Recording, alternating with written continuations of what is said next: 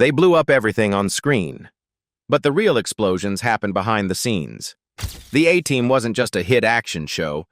It was a chaotic mix of real injuries, wild production choices, and shocking studio secrets. From Mr. T's insane paychecks to on-set feuds and hidden symbolism, the truth about the show is stranger than its plots. Here are 20 weird facts you never noticed about the A-Team. Number 1. Mr. T's whole persona was deliberate. His name, chains, and look have a meaning. Lawrence Mr. T. Turode's entire public image was a carefully constructed statement of identity, symbolism, and defiance. By adopting the professional name Mr. T and legally changing his last name to T, he created a persona that was instantly memorable and distinct in a crowded entertainment world. His signature gold chains, rings, and mohawk hairstyle were not random fashion choices. Each element carried meaning. Mr. T later revealed that the chains were a deliberate nod to the shackles endured by his African ancestors, a visible reminder of history and struggle, transformed into a badge of resilience and pride. The mohawk, sharp and unmistakable, was designed to make him stand out, projecting strength, confidence, and individuality in a single, bold image. Every part of his look served both personal and performative purposes. It marked him as a fighter, a survivor, and a figure who refused to be ignored. Number 2. The team's van wasn't random. It's a 1983 GMC Vandura that became a pop culture icon. The van used by B.A. Baracus and the A-Team was far from a random choice. It became one of the most recognizable vehicles in television history. Specifically, it was based on a 1983 GMC G-Series/Vandura panel van, selected for its sturdy, versatile design that could handle both the rigors of filming and the team's action-packed adventures. The iconic black and metallic gray paint scheme, accentuated by a bold red slash along the sides, gave the van a sleek, aggressive look that perfectly matched BA's tough, no-nonsense persona. Adding to its visual impact were the turbine mag wheels and a roof spoiler, features that made it appear faster, more dynamic, and instantly memorable on screen. During production, several Vanduras were customized to meet different filming needs, from stunts to close-ups, each carefully modified to maintain continuity while allowing for the physical demands of shooting high-speed chases and explosions. Number 3. Face was recast after the pilot. The man you know wasn't in the original 2-hour pilot Templeton Faceman Peck. The suave, smooth-talking con man of the A-Team wasn't originally played by Dirk Benedict.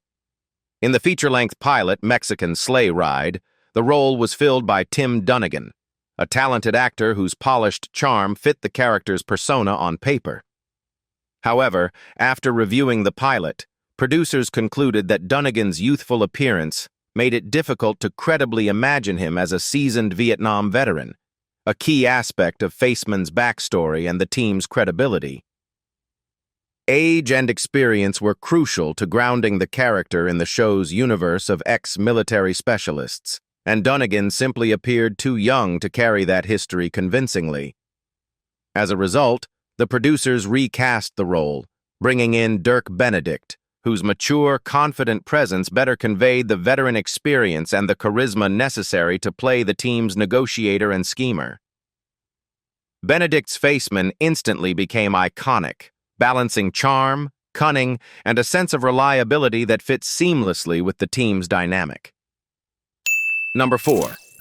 The show's violence was famously cartoonish. People survive extreme wrecks and explosions. The A-Team became instantly recognizable for its over-the-top action sequences, yet the show's violence was deliberately cartoonish rather than realistic. Viewers witnessed spectacular car crashes, helicopter downings, massive explosions, and high-speed chases, but the consequences of these events were carefully sanitized. Characters rarely, if ever, suffered fatal injuries on screen, and those who were hurt were typically shown recovering almost immediately, emerging unscathed from wreckage that in real life would have been catastrophic. This approach was not accidental. The show's creators intentionally designed the violence to be dramatic and exciting without alienating a family audience or running afoul of network television standards.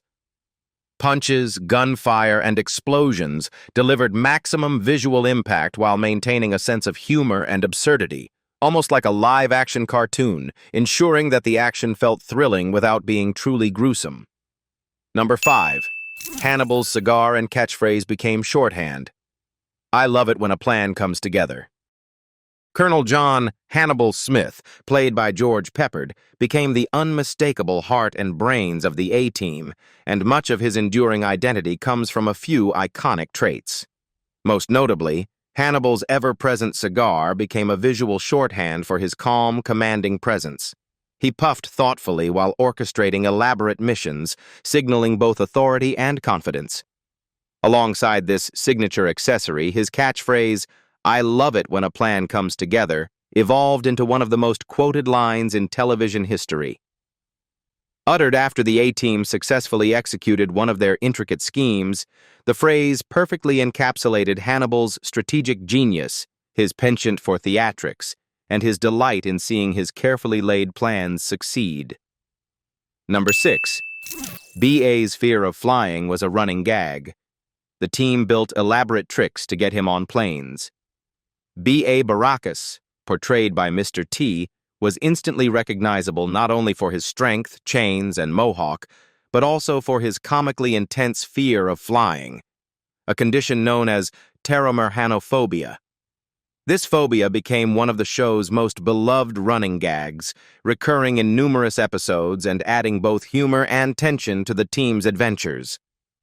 Writers often constructed elaborate, over-the-top schemes to get B.A. onto airplanes, helicopters, or other flying contraptions, showcasing the team's creativity while highlighting his stubbornness and larger-than-life personality. These plots ranged from subtle trickery to outright slapstick, with teammates devising clever ruses, disguises, and even elaborate threats to coax him aboard, each attempt ending in either comic frustration or eventual reluctant compliance. The gag worked on multiple levels. It humanized the seemingly invincible B.A., gave Mr. T a chance to display his comedic timing, and created tension that kept audiences invested. Number 7. The theme music was written by TV theme royalty, Mike Post and Pete Carpenter. The A-Team's theme music, with its instantly recognizable high-energy sound, was the work of TV theme royalty. Mike Post and Pete Carpenter, two of the most prolific composers in television history. Mike Post, already celebrated for iconic scores such as Hill Street Blues, Magnum, P.Y., and The Rockford Files, brought a keen sense of drama and urgency to the series, while Carpenter's contributions added rhythmic punch and memorable melodic hooks. The resulting theme perfectly captured the essence of the show: fast-paced action, clever scheming, and larger-than-life heroism. Its driving percussion, brassy stabs, and soaring synth lines created an adrenaline-fueled soundtrack that immediately signaled adventure and excitement, becoming as synonymous with the series as B.A.'s van or Hannibal's cigar. The music's cinematic quality elevated the TV experience, making even simple establishing shots feel epic. Number 8. Murdoch really was written as insane. He spends much of the series in a psychiatric hospital. H.M. Howling Mad Murdoch, played by Dwight Schultz, was deliberately written as clinically insane, a trait that became central to both his character and the show's comedic and narrative structure. Unlike other team members, Murdoch frequently resides in psychiatric hospitals, officially declared insane within the series canon, which provided writers with a recurring plot device.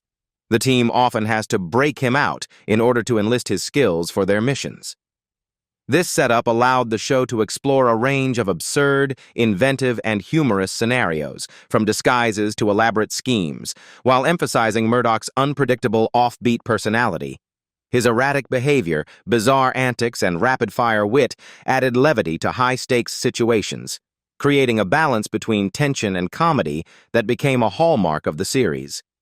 At the same time, Murdoch's insanity was portrayed as part of his brilliance. His unorthodox thinking often provided crucial solutions to complex problems, making him indispensable to the team. Number 9. The A-Team premise was deceptively simple. Ex-Special Forces framed for a crime they didn't commit. The premise of the A-Team, while seemingly straightforward, was deceptively rich and provided the foundation for the show's enduring popularity. Created by television veterans Stephen J. Cannell and Frank Lupo, the series centers on 4 former U.S. Army Special Forces soldiers who have been wrongfully convicted of a crime they did not commit. Escaping from military prison, they reinvent themselves as soldiers for hire, using their unique skills to help ordinary people in desperate situations. This single, clear premise allowed for endless storytelling possibilities. Each episode could introduce a new client, a new problem, or a new villain, while maintaining the core dynamic of camaraderie, ingenuity, and action.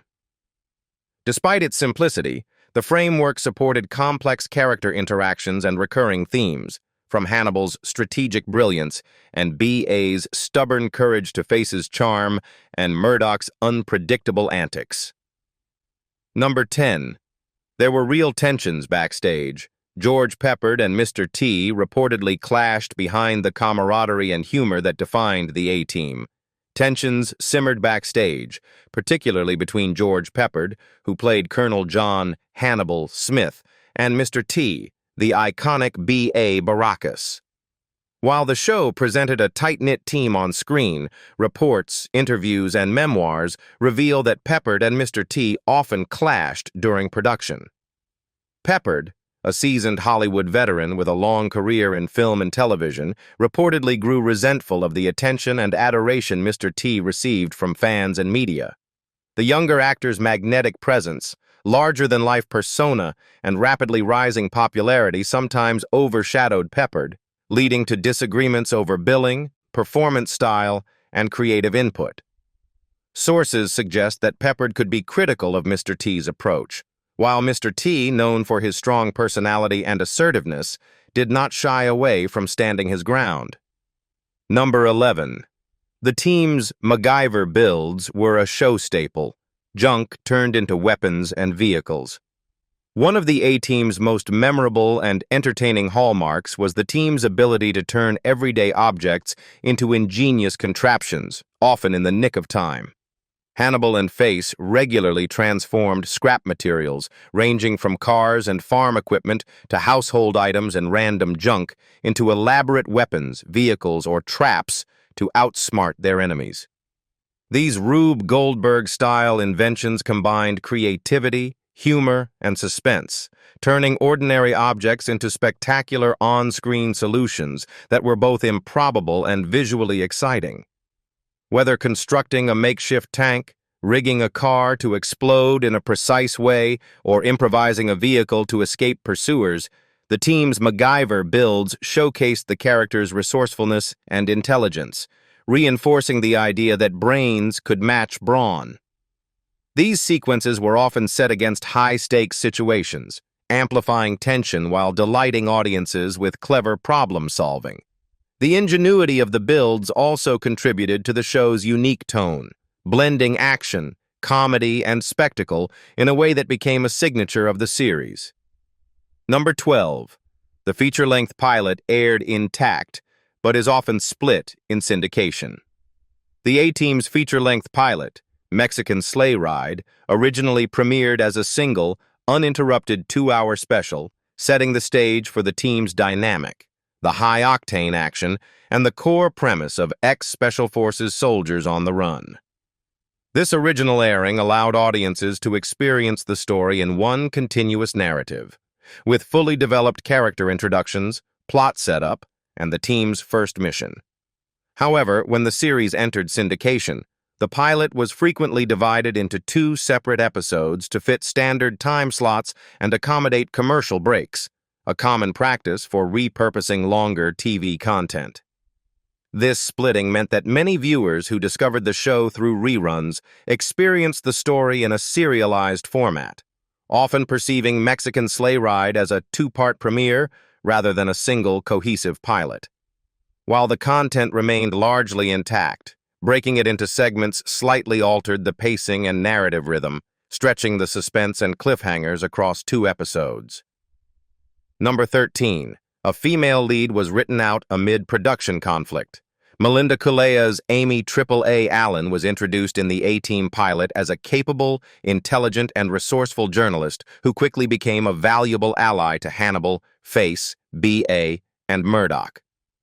Initially envisioned as a regular female lead, her character added balance to the team's dynamic, providing perspective, emotional grounding, and occasional comic relief alongside the male-dominated cast. However, behind the scenes, tensions arose between Kulea and the show's producers, reportedly over creative differences and disagreements about the direction of her character. These conflicts ultimately led to her being written out partway through Season 2. Once removed, the series never introduced another female character with comparable prominence or narrative weight, leaving the A-Team firmly as a quartet of men. Amy's departure also subtly shifted the team's dynamic, reducing the interplay and tension that her presence had brought, while opening the show to focus more heavily on action, stunts, and the personalities of the original 4 members. Number 14.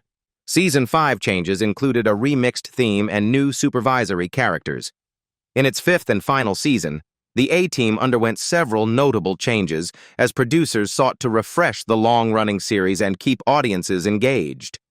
One of the most immediately noticeable updates was a remixed version of the iconic opening theme, originally composed by Mike Post and Pete Carpenter. The new arrangement modernized the familiar, adrenaline-fueled music with slightly different instrumentation and tempo, signaling to viewers that the show was entering a new chapter. Alongside the musical update, the series introduced new supervisory characters, most prominently Hunt Stockwell, portrayed by Robert Vaughn, who became a central figure in the team's missions. Stockwell's inclusion shifted the narrative formula. Rather than operating entirely as independent soldiers for hire, the team now took on covert missions directed by a shadowy, authoritative figure, adding layers of intrigue and structure to the plots. Number 15. The van's paint isn't uniformly black. The section above the stripe is actually metallic gray. Despite its reputation as an all-black icon of 1980s television, B.A. Baracus's van in the A-Team was more visually complex than many fans realize. Production notes and behind-the-scenes photos reveal that the section of the vehicle above the red slash was actually painted metallic gray, creating a subtle two-tone effect that is often overlooked. The misconception that the van was entirely black likely arose from promotional materials, toy reproductions, and the fast-paced action of the show, where lighting and camera angles tended to obscure the distinction. Multiple customized Vanduras were used during filming for stunts, close-ups, and interior shots, and slight variations in paint and detailing across these vehicles contributed to occasional continuity quirks that eagle-eyed fans have noted over the years. Number 16. The show launched Mr. T into superstardom, and his pay reflected it. The A-Team didn't just make Mr. T famous, it catapulted him into true superstardom, turning the charismatic B.A. Baracus into one of the most recognizable faces of 1980s pop culture. His magnetic presence, distinctive mohawk, and signature gold chains made him instantly memorable, while his mix of toughness, humor, and heart resonated with audiences of all ages. Contemporary reports and later biographies indicate that his rapid rise translated into remarkable financial success. He reportedly commanded unusually high pay for a television supporting actor at the time, with period press summaries citing 6-figure weekly earnings. This level of compensation reflected both his draw for audiences and his unique status as a breakout star within the ensemble cast. Beyond salary, the show's success opened doors to merchandising, endorsements, and appearances that further amplified his fame, from action figures and lunchboxes to commercials and talk show invitations. Number 17. Catchphrases and bits crossed into pop culture, t-shirts, ads, and more. The A-Team left a mark on 1980s pop culture far beyond its action-packed episodes. largely through its memorable catchphrases and recurring bits that fans eagerly repeated and referenced. Lines such as Hannibal's triumphant, "I love it when a plan comes together," BA's panicked, "I ain't getting on no plane," and Murdoch's eccentric antics, often summarized in his unpredictable exclamations, became instantly recognizable, giving viewers quotable moments that transcended the show itself. These phrases were quickly absorbed into everyday language, appearing in casual conversation, comedy sketches, and media references, and they helped cement the characters' personalities in the public imagination.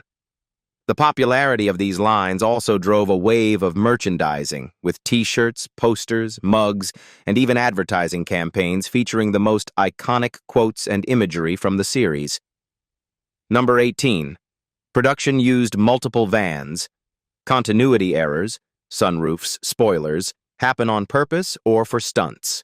During the production of the A-Team, multiple Vandura vans were used to meet the demands of filming, creating both practical solutions and occasional continuity quirks. Several vans were heavily modified for specific purposes. Some were outfitted for high-risk stunts, others designed for interior shots, and a few configured as camera rigs to capture dynamic chase sequences. These alterations often included differences in sunroofs, roof spoilers, grille badges, or even minor trim details, which could vary noticeably from one episode to another. While some of these variations were simply the result of using different vehicles for different shots, others were deliberate choices made to accommodate stunt work safely, ensuring that high-speed maneuvers, jumps, and crashes could be executed without damaging the primary hero van. For eagle-eyed viewers, these subtle inconsistencies occasionally create continuity errors, such as a sunroof appearing or disappearing mid-scene or spoiler angles shifting between shots. However, these discrepancies were largely intentional or unavoidable, reflecting the complexities of filming a show built around explosive action and elaborate vehicular stunts. Number 19. The A-Team generated massive merchandising. Toys, models, and collectible vans. The A-Team's enormous popularity in the 1980s quickly extended beyond television screens into a lucrative merchandising empire. Capitalizing on the show's distinctive characters, vehicles, and memorable catchphrases, manufacturers produced a wide array of licensed products that allowed fans to bring the action home. Action figures of Hannibal, B.A., Face, and Murdoch were among the most sought-after items, often featuring signature accessories such as B.A.'s chains, Hannibal's cigar, or Murdoch's eccentric props. The team's iconic black and metallic gray Vandura, with its red stripe and turbine mag wheels, became a centerpiece for collectors, available as die-cast models, playsets, and remote-control replicas. These collectibles captured the van's unique design and reinforced its status as a pop culture symbol. Beyond toys, the series inspired lunchboxes, posters, clothing, and a variety of branded paraphernalia, making it a pervasive part of 1980s consumer culture. The merchandising not only generated significant revenue, but also cemented the show's legacy, allowing fans to engage with the A-Team universe in tangible ways. Number 20. The franchise lived on. The original inspired a 2010 feature film. The A-Team's impact endured long after the series ended in 1987, demonstrating the franchise's remarkable cultural staying power. Decades later, the original show's blend of action, humor, and distinctive characters inspired a 2010 feature film, which served as a modern cinematic reboot of the beloved 1980s concept. The film brought the core idea of a team of wrongly accused ex-Special Forces soldiers using their skills to help others to a new generation, updating the visual style, stunts, and tone for contemporary audiences while paying homage to the source material. Elements such as the iconic Vandura van, Hannibal's cigar, Face's charm, and B.A.'s fear of flying were retained or referenced, ensuring continuity with the show's legacy. Casting choices and action sequences aim to capture the spirit of the original while offering fresh interpretations of the character's dynamics. The fact that a major Hollywood studio saw value in adapting a television property more than 2 decades later underscores how enduring and influential the A-Team had become. What do you think about these facts? Leave us your comments in the section below.